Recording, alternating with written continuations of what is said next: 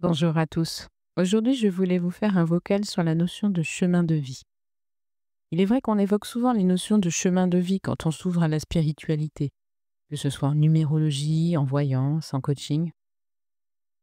C'est sans doute une image qui nous permet de concrétiser notre présence sur Terre et notre cheminement.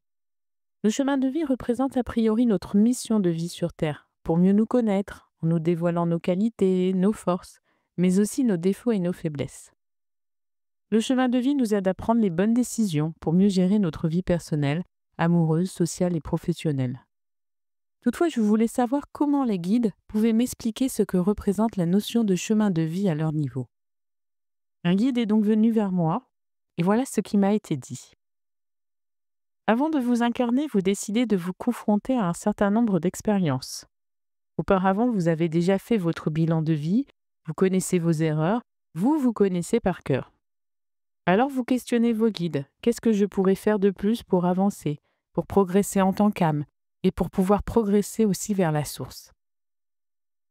Car c'est cela votre objectif, rejoindre la plénitude de la source. Vous y baignez comme des enfants dans l'eau. Y connaître une joie immense, une plénitude sans fin. Vous retournez ainsi à vos origines.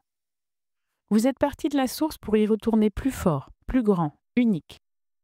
Je sais que parfois le chemin est long, douloureux, ces expériences sont nécessaires à votre croissance vers l'infini. La vie n'est qu'un théâtre où vous êtes tous acteurs de votre vie.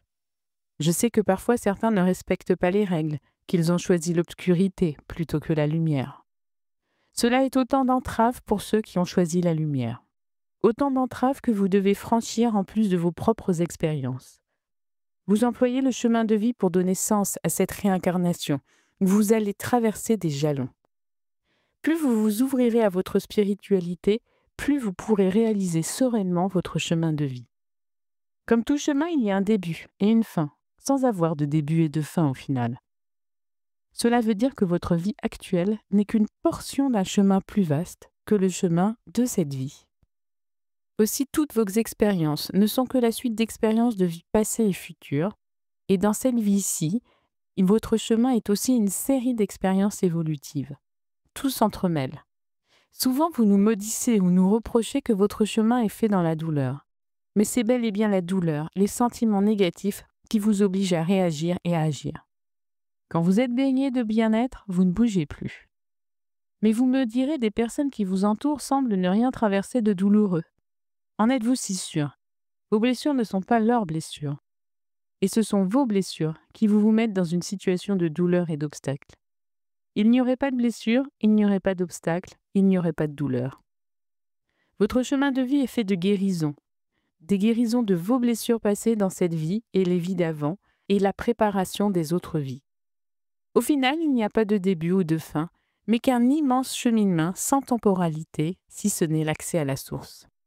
Nous sommes là pour vous accompagner, alors sollicitez-nous, et nous mettrons des signes pour guider vos pas, vos expériences sur ce chemin sans lendemain. Voilà, j'espère que cette réflexion de ce guide vous a apporté des réponses. Je vous dis à bientôt pour une autre canalisation.